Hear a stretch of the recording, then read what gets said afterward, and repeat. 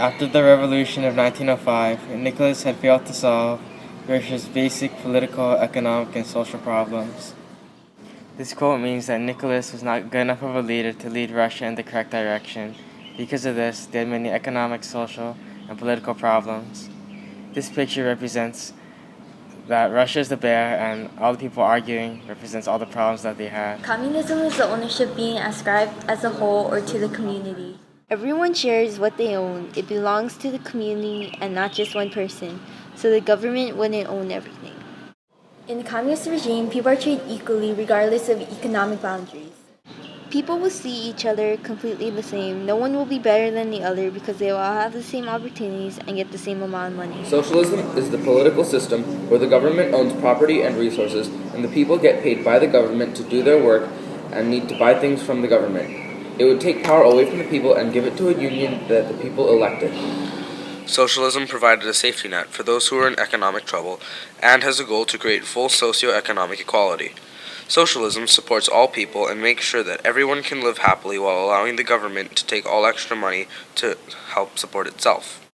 Wherever there is great poverty, there is great inequality. For one very rich man, there must be at least 500 poor, and the affluence of the few supposes the indignance of the many. The affluence of the rich excites the indignation of the poor, who are often both driven by want and prompted by envy to invade his possessions. This quote refers to how the pyramid of classes works in an economy of a country that uses capitalism as their economy system.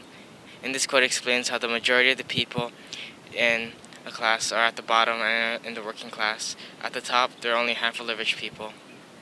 There is also no safety net in capitalism. Competition between virtually anything improves all involved.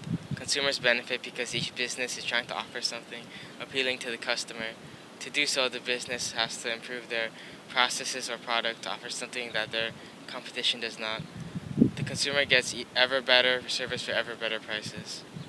This quote talks about the competition that is created when private businesses open up in a society that incorporates capitalism. In the quote, it states that businesses need to improve their products. Companies can do this by offering services that another company does not have. This quote shows an example of freedom of competition. The main problem with socialism is that the government controls everything. Because of this, the citizens have no power. This would be a poor choice of government because we just got over a massive problem with the government, and now we're going to give 100% of the power back if we become socialist. Communism could never work because it goes against human nature. It is practically impossible for us to achieve pure communism because it goes against what we believe.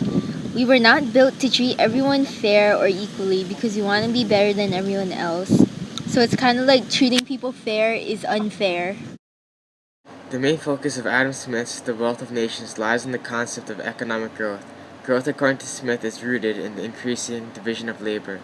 This idea relates primarily to the specialization of the labor force, essentially the breaking down of large jobs into many tiny components. Under this regime, each worker becomes an expert in one isolated area of production, thus increasing his efficiency. The fact that laborers do not have to switch tasks during the day further saves time and money. Capitalism would be the superior system since it will improve Russia's broken economy. After World War I, Russia's economy took many hard hits, since they had to surrender much of their land and population to make peace with Germany. Also, the war depleted Russia of many of their resources and food. Because of this, much of Russia's population was starving.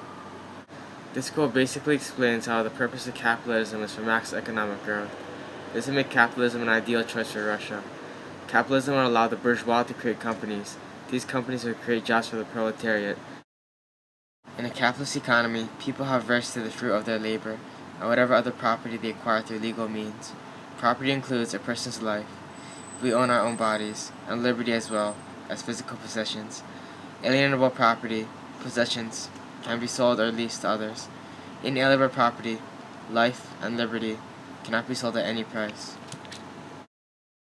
This quote discusses how capitalism gives people the right to do whatever they want with their land. According to the quote, people can purchase land with the money they acquire. They can also sell or lease land to others. This quote explains how people are able to control their lives and choose what they want to do with it. These components will help the Russians since they are tired of the government controlling them and their lives. With capitalism, all people have opportunities to purchase land and do what they please with it.